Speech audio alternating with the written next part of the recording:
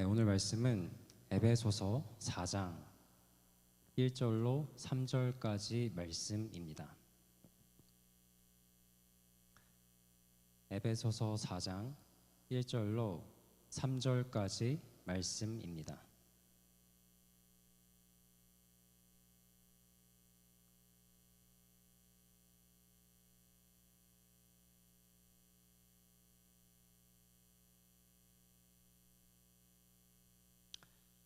에베소서 4장 1절로 3절까지 말씀, 저와 함께 한 목소리로 1절부터 3절까지 함께 말씀을 함께 읽도록 하겠습니다. 그러므로 주 안에서 갇힌 내가 너희를 권하노니 너희가 부르심을 받은 일에 합당하게 행하여 모든 겸손과 온유로 하고 오래 참음으로 사랑 가운데서 서로 용납하고 평안에 매는 줄로 성령이 하나 되게 하신 것을 힘써 지키라. 아멘.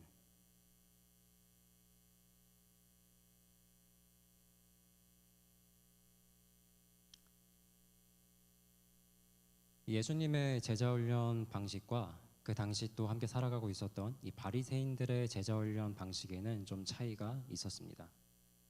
이 당시 바리새인들의 제자훈련 방식을 보면은 제자가 자신의 스승을 선택할 수 있었습니다.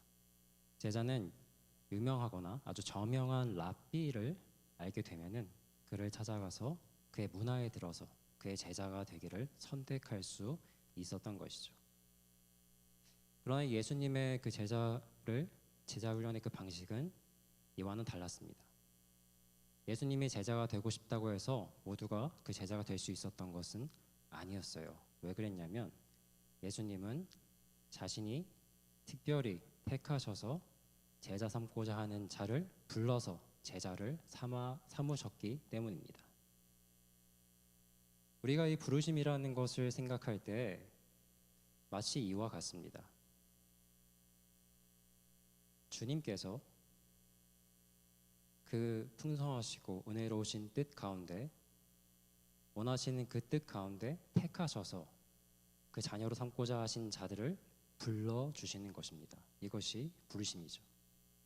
애초에 부르시다, 부르심을 받다, 부름받다 라는 이 말 자체가 이미 이 모든 것들을 함축하고 있습니다. 부름을 받은 존재인 우리는 그 스스로가 그 부름에 대한 주체가 될 수가 없습니다. 불러주시는 다른 존재가 있어야 하는 것이고 그 존재가 나를 불러주신 그때에서야 비로소 우리가 부르심을 받는 것이고 그 부르심을 통하여서 그 불러주신 이의 원하는 뜻 가운데 참으로 그가 원하는 존재가 될 수 있는 것이죠. 이것이 우리가 가져야 할 부름받다라는 그 부르심에 대한 명확한 관점입니다. 내가 하나님을 선택하는 것이 아니고 내가 부르고 싶을 때 하나님을 부르는 것이 아니라 애초에 하나님의 존재가 위에 계시는 것이고 그가 우리를 불러주셨기 때문에 우리는 하나님이 누구신지 어떤 존재인지를 알 수 있게 되는 것이죠. 그가 부르셔야지만 우리에게 존재의 의미가 생기는 것입니다. 애초부터 위에 계신 하나님이신 거고 그로부터 우리는 받게 되는 그 하나님의 아래 거하는 존재인 것입니다. 우리가 이러한 부르심의 명확한 관점을 알고 있을 때 우리는 우리가 드리는 기도에 대한 관점 또한 바뀌게 됩니다. 이 기도라는 것은 내가 되고 싶은 나를 간구하는 것이 아닙니다. 내가 변화되고 싶은 나를 간구하는 것이 아니에요. 왜 그렇죠? 나를 불러주신 그 주체가 따로 계시기 때문입니다.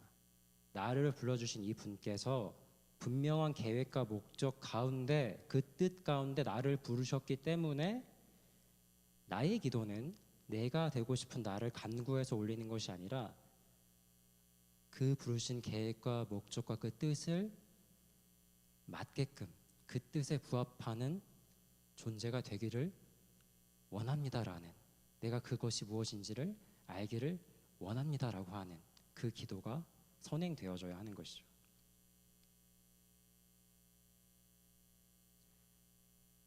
그것이 우리를 부르신 분이 계시고 우리를 향하신 놀라우신 분명한 계획과 목적이 있기 때문입니다. 그렇다면 그분이 나를 향하신 분명한 계획과 목적과 그 뜻이 무엇인지에 대해서 우리가 어떻게 알 수 있을까요? 그래서 이러한 기도의 관점을 가진 사람은 필연적으로 예수님과 그 말씀에 대해서 그 그리스도의 도를 알기를 원하는 뜻이 일어날 수밖에 없습니다. 그것을 모르고서 어떻게 그분의 뜻을 가늠조차 할 수가 있을까요? 필연적으로 우리는 예수를 바라보는 그 삶을 지향하게 되는 것입니다. 이것이 성경의 가르침입니다. 그런 다음에 그 다음에 우리의 그 온갖 많은 것들에 대한 그 간구를 올려드리는 것이죠. 그래서 혹 힘겨운 가운데 있거나 어려움을 경험하고 있거나 혹 이것이 힘겹거나 어려운 것이 아니라 기쁘거나 아주 좋은 그런 상태일 수도 있겠지만 혹 그런 상황 가운데 있을 때 이게 너무 힘들고 아파서 이게 해결되면 좋겠습니다 라는 기도 이전에 이러한 일을 통하여서 주님께서 드러내시고자 하시는, 나를 통하여서 이루고자 하시는 그 의미는 무엇입니까? 제가 먼저 알기를 원합니다. 그 기도를 선행할 수 있기를, 그리고 주님, 그리고 나서 저희 모든 문제 해결해 주시기를 원합니다. 그렇게 기도드리실 수 있는 저와 여러분 되시기를 축원드립니다. 그럼 다시 예수님의 그 부르심과 그 특징을 좀 다시 좀 돌아가서 좀 살펴보고자 합니다. 예수님의 이 제자들을 아시죠? 예수님의 제자들 가운데는 마태라는 사람이 있습니다. 그죠? 이 마태라는 사람이 예수님의 제자로서 묘사될 때는 늘상 그를 수식하는 한 단어가 있어요. 그게 바로 세리 마태입니다.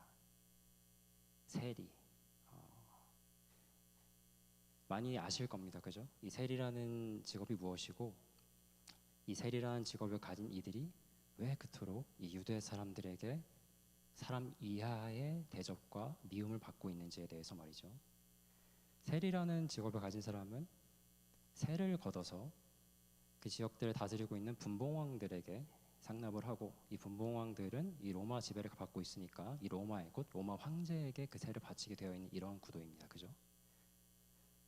그런데 이 세리들 자신들의 이익을 좀 더 취하고자 더 많이 걷는 일이 많았고, 그런데 참 재미있게도 이들은 같은 유대인으로서 자신의 동족들에게 그런 갈취를 일삼는, 다시 말해 백성들의 피를 빨아먹는 그런 존재로서, 그리고 로마를 향해 앞잡이로서, 매국노로서 참으로 도저히 용서할 수 없을 만큼 미움을 받는 그런 존재들이 바로 세리였죠. 그래서 이 세리는 언제나 성경에서 이 마태복음의 이 복음서들에 보면은 세리라는 말이 등장할 때는 어떤 식으로 표현이 되냐면 세리와 죄인 혹은 세리와 죄인들, 이방인과 세리와 같이, 세리와 창녀, 이런 식으로 세리는 곧 죄인이자 이방인이자 사람 이하의 존재로 그렇게 미움을 받는 사람으로 나타나고 있습니다. 이게 바로 세리 마태의 그 세리라는 그 배경이죠. 그런데 예수님의 제자들 가운데는 시몬이라는 사람도 있었습니다. 시몬이라고 하는 베드로 아니고요, 가나나인 시몬이라는 사람이 있었습니다. 이 가나나인이라는 말은 아람어에서 나온 말로 열심당원이라는 뜻이에요. 이 질럿이라고 이제 부르는데, 이 열심당원, 이 사람들이 하는 일이 뭐냐면, 이 사람들은 마치 그런 애국투사, 독립투사 같은 이제 그런 분들이었어요. 이 로마의 그 지배를 인정치 못하고 이 이스라엘이 독립을 해야 되는, 이스라엘의 그 정말 이 압제와 수탈 그 가운데 살아가는 것을 견딜 수 없는, 그것과 맞서 싸우는 그런 사람들이었습니다. 그래서 이 열심당원들 중에는 시카리라고 해가지고 그 작은 단도를 가지고 다니면서 정말 이 매국노들, 앞잡이들, 그러한 또 유명 인사들을 암살하는 그런 강경한 그런 사람들도 포함되어 있었어요. 그게 이 열심당원이었습니다. 우리가 예수님이 부르신